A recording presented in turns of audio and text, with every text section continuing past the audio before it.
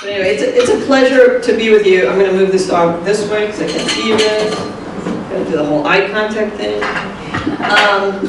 It's a pleasure to be here with the league. Now, I know we're running a little bit late, so don't be afraid. I've been in your shoes. When I run through this a little bit faster probably than I probably should, but and then even allow a little bit of time for some dialogue. But my goal is to try to get everybody out of here a little bit like right after 9.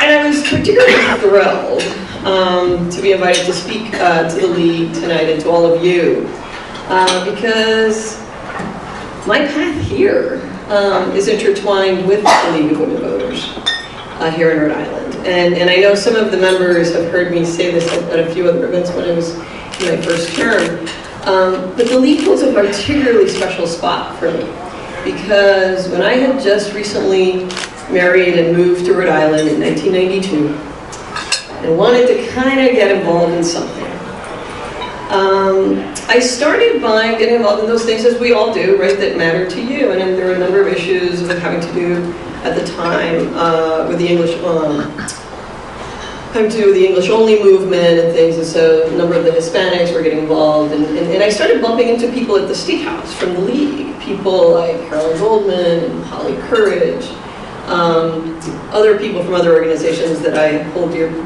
very dearly to, like Greta Habib and Phil West.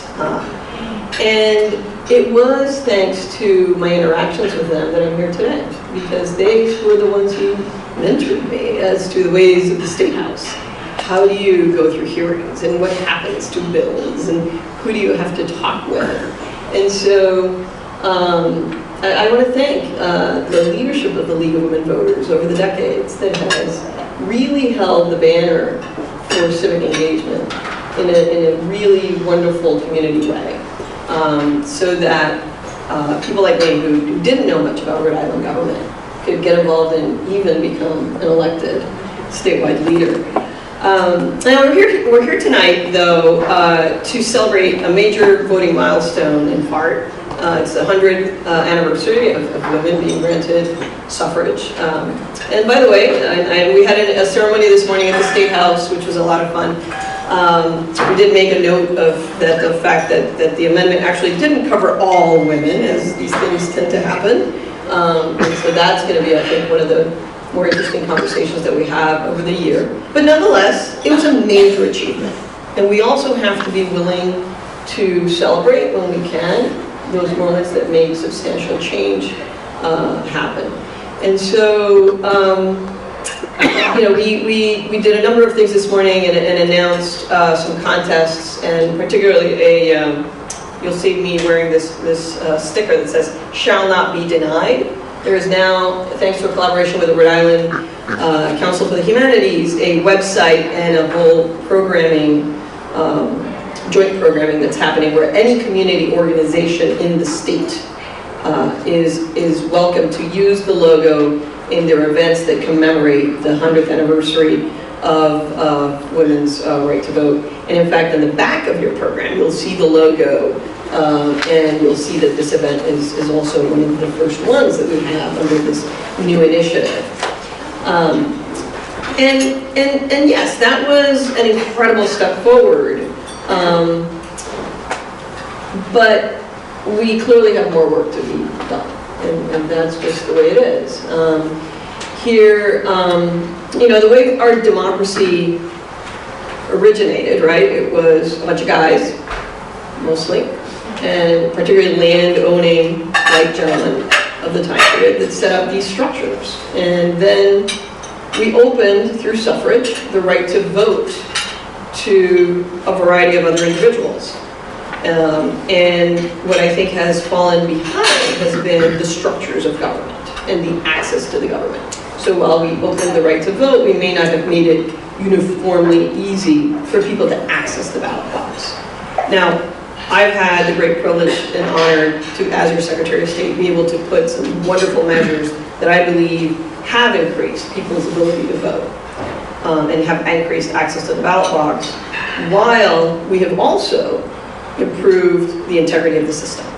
And so I want to disabuse anyone of the notion that somehow we have to tighten access to the ballot box in order to have a more secure system or integrity in the system. That is not the case, and Rhode Island proves it on an ongoing basis. And so we've made great progress here with the help of many of the people in this room, and particularly my fellow women elected legislators. I'll give you a piece of trivia. My very first bill that I got passed had to do with voting machines. And it was basically updating the voting systems in the state. Still continuing with our paper ballot system, but getting the machines. And that bill ended up having 5 women co-sponsors in the House, 5 women co-sponsors in the Senate, and was signed at the time by a woman governor, and had been proposed by a woman Secretary of State. It was the first all-female piece of legislation, and it had to do with voting systems. And so I want to thank my fellow co-sponsors here and leaders for their help with that. It was a major step forward.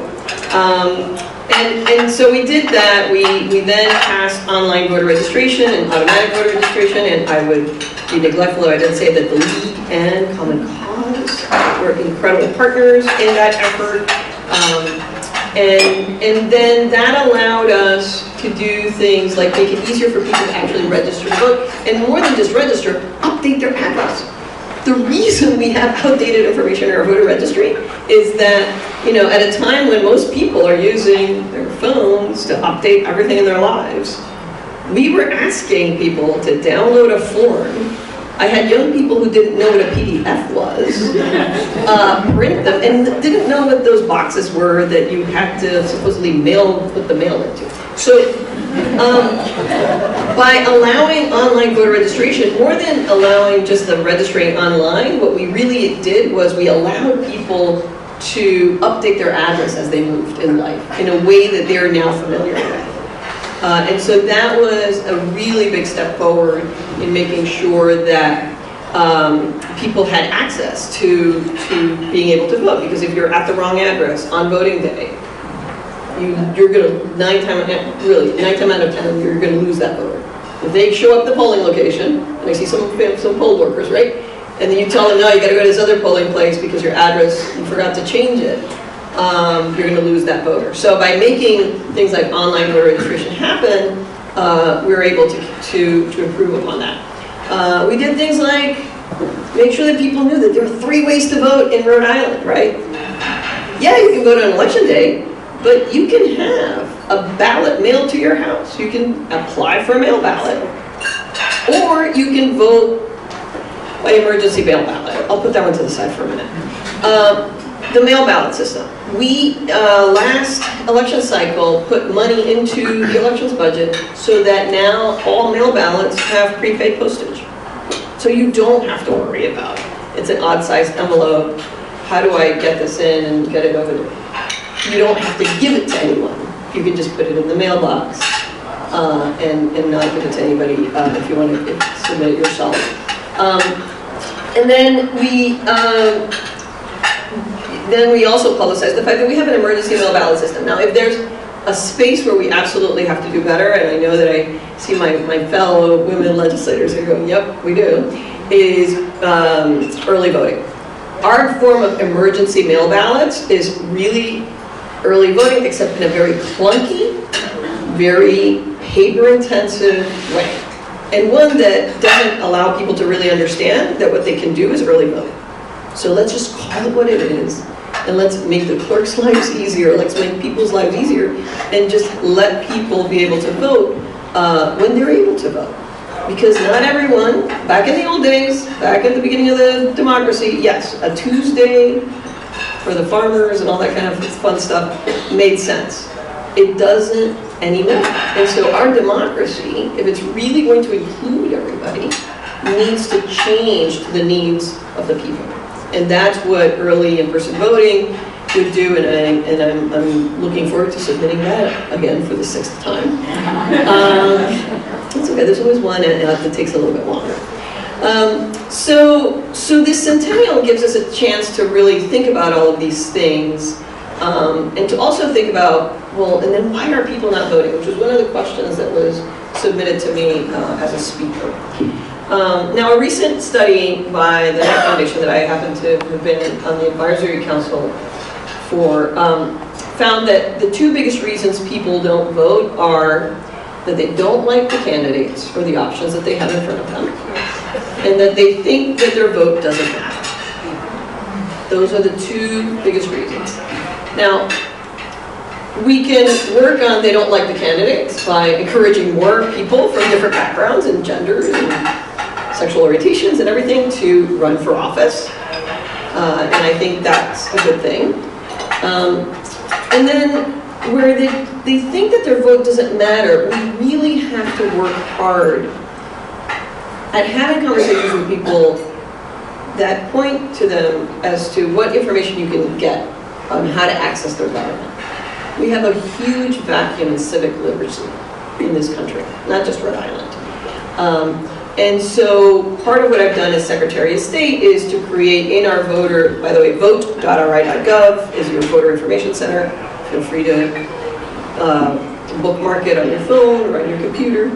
I've had plenty of conversations in the cashier lines at the grocery store where we use that website to help people find whether or not they're registered, whether their information's up to date, where they're going to go vote. So it's vote.ri.gov.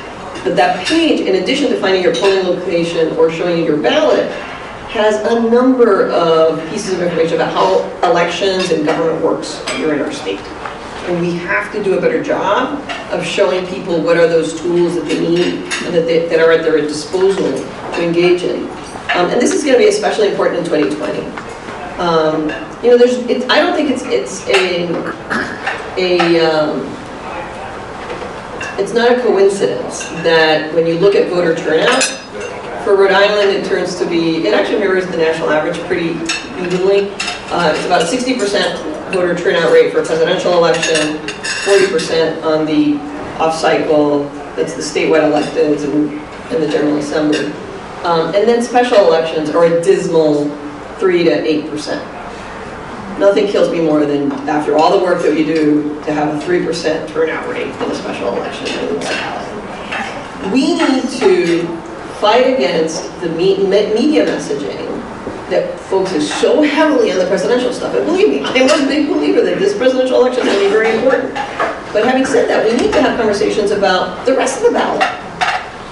You know, my colleagues in the legislature are fighting big battles that are of huge importance to our state and to everyday life in a way that, honestly, the federal stuff is going to take us much longer for it to trickle down to us. A local election official, your school committee members, have a direct impact in your life in a way that the federal doesn't. And so we need to convey that sense of importance of what we call the down ballot races to individuals around us. And I'm a real big believer about peer pressure and having everybody have the conversations around them. Because I think that that's part of the reason why you see those skewed percentages. I mean, you can't turn on the TV in a presidential election without having this conversation about the one election. It seems like there would be one election that is the only one that matters, when it's really quite the opposite. And we need to do a better job to make sure that our kids in our schools have access to civic education and Rhode Island history. And that's why I was super proud this morning to announce, for example, we have a special tier of educational resources for just on the suffrage part of our history. But there, along with those very exciting. That is very exciting. But we also have some other great tools for just, introductions to levels of government, to, how is your state configured, how is government set up, and civics and history in that website as well. And so I encourage you to talk with your family members who have kids in schools, private, public, or homeschooled, and say, hey, have you gone to the Secretary of State's website? Have you seen this information? Because we spend a lot of time working on it, but if people don't use it, it really doesn't matter. So we're on a mission to try to make sure that education covers this important part of being a Rhode Island, which is to be civically engaged.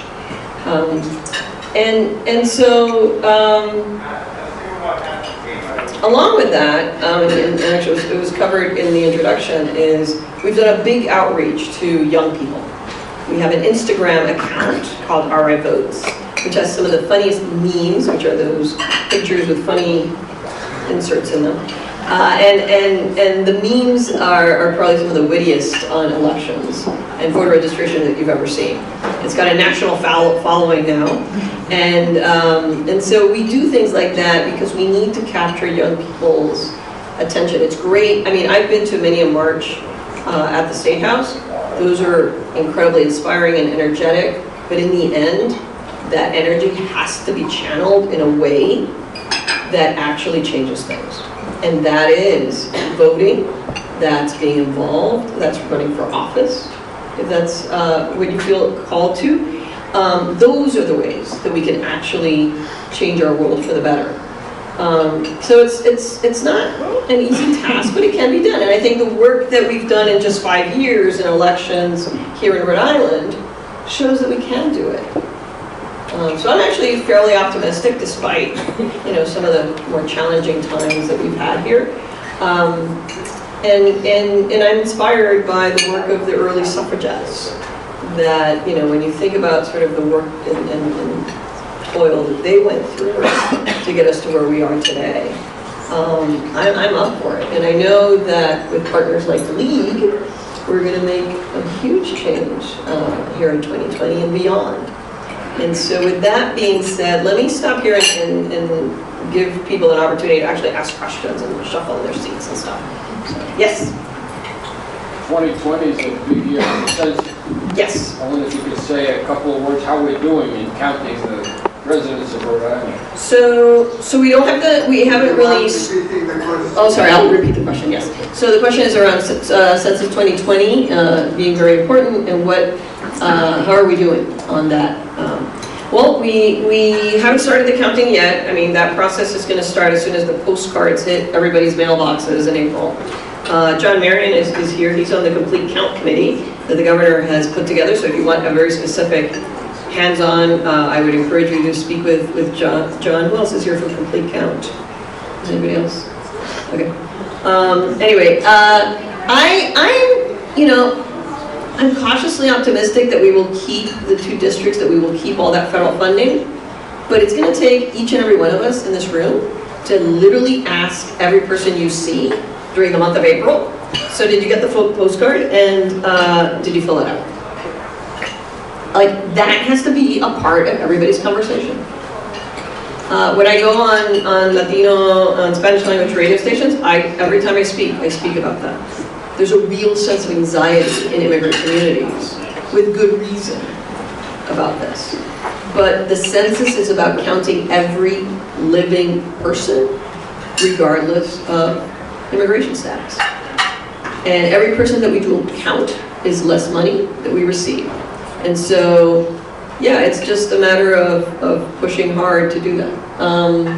So we don't have yet what's happening. I'm going to say that we're all going to give it a real strong push. It's going to be hard because we haven't had the kind of governmental resources in the past that we've had. But I'm up for a grassroots fight. Any other questions?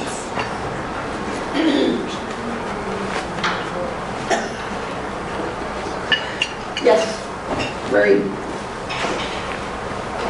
What are we going to do different in this legislative session to get early voting passed? What are we going to do differently to get early voting passed? So here's the thing. It's not so much about doing things differently, I think, as much as being ready for the right opportunity. And the reason I say that is, and I hope some of my fellow colleagues on the legislative side know, you never know. Like, certain opportunities arise, and suddenly certain bills can pass that couldn't pass the year before. And I'll give the example of lobby reform. When I first put together the lottery reform bill, it didn't go anywhere. It was virtually, similar bill the second year, but we had the Gallison scandal, and then it suddenly became a real factor as a potential solution. And so, I'm going to continue to advocate for early voting, and I hope that each and every one of you will write to your legislators and say it's time to get this done. It makes sense. People don't have many times the flexibility. I mean, I'll say, look, I live in North Kingstown and I work in Providence, and I used to be one of the voters that would show up at 7 in the morning, all excited, bright-eyed and bushy-tailed to vote, and then I had kids. And then I'm like getting everybody out the door, and then I have to get to work, and then the days, then I'm in Providence, and I'm not going to go in the middle of the day because then it's like an hour and I don't have time, and so then I have to deal with the kids after school, and somebody has a project, and we end up going to Michael's and pick up the pipe cleaner stuff, and it's 7 o'clock at night as I'm driving into my garage, and I've done this to my poor kids, where I've said, everybody stay in the car for a special election, and we have to go move, and so I drag everybody out, take them to the polling locations. But not everybody, has the light flexibility. So I continue to believe that we can have this conversation and eventually win the debate and get early voting passed. But some of it might be just a matter of time and the opportunity. Yes. What's the resistance against having that done? Early voting was the resistance. Change. Change is hard. People know how to run their campaigns based on a particular model. And anytime you make a change, it scares some people. There is the fear that somehow it will make it easier for some sort of shenanigans to happen. I guess, I don't agree with that, of course. I think that we have plenty of checks and balances. And that what we would be doing is relieving some of the pressure of all this paper that we're shuffling right now with regards to the emergency mail ballots. But mostly it's a reluctance to change and just believing that somehow the system will have unintended consequences that will negatively affect the integrity of the election. Is there a way for people to find out who are the people who will be voting against this? Oh, yeah. Oh, yeah. So can we find out who voted against? Absolutely. I'll let my office contact you, Mr. Green. Yes. Okay, sorry. I've said this before, but nothing bothers me more than anything is this voter ID. The fact that you have voter ID up here is offensive to most of us of color, especially if you live somewhere else where you can turn away from the polls. And early voting is fine, if that's one way we can avoid dealing with voter ID, but that's going to change. I mean, to me, it's telling a whole bunch of people you can't vote. So the question was regarding voter ID. You've just warmed Senator Golden's heart. Big smile on her face. She's introduced the legislation every year to get rid of it. It is a very hard thing right now to argue against, in part because the vast majority of Rhode Islanders do have some sort of photo ID. Having said that, you have made it harder for precisely the group of people who find it very difficult to exercise their right to vote because they're at the margins of society. And so what I've been trying to do as Secretary of State is to make sure that we minimize as much as possible the barrier that it might present. And so we do, I'm going to say it's more than 60 or something like 60 or 70 free voter ID sessions throughout the entire state. And we go to a lot of places where some of that population that might be negatively affected is there. And so we've gone to Crossroads, we've gone to senior centers, we've gone to midnight basketball in Providence, we've gone to events all over with the ability to be able to provide people with their free voter ID. I also successfully lobbied and supported the addition of tribal IDs as one of the forms of IDs that are accepted. And so we continue to chip at it and try to make sure that that's not the kind of barrier that other states have implemented. But it is worrisome, and it's something we have to absolutely always be vigilant on. Yes. I just want to commend you on what you're doing in the high schools. Oh, thank you. Because really, kids have to know how to vote. And giving them the opportunity to vote on what they care about works. Well, thank you. And can kids be sort of pre-registered to vote before they graduate? Yep, Rhode Island. Okay, so a couple of things. A question on pre-registration. Any U.S. citizen who's a Rhode Island resident who is 16 or 17 years of age can be pre-registered to vote. That means that when they turn 18, we'll send them a notice saying, congratulations, you're now eligible. And we do a lot of high school voter registration drives for that purpose. But I'll end with a comment about, Marie was talking about one of my favorite programs as Secretary of State, which is this real ballots and real elections in the high schools. And it was made possible by the fact that we bought new voting machines. And the new voting machines also came with, we put in an order for ballot on-demand printers. And so suddenly we could print small batches of the ballots. And I looked at this and I said, we could be doing high school elections. And so if the first time you go to vote is sometime in college or after college, in my case it was after college, and you've never done that before, not only do you have the media telling you that your vote doesn't matter, right? Because it's all been bought out by corporate interests and all these things, and the world is terrible and everything's preordained. But you also have this fear of looking stupid, doing something you've never done before in front of a group of people.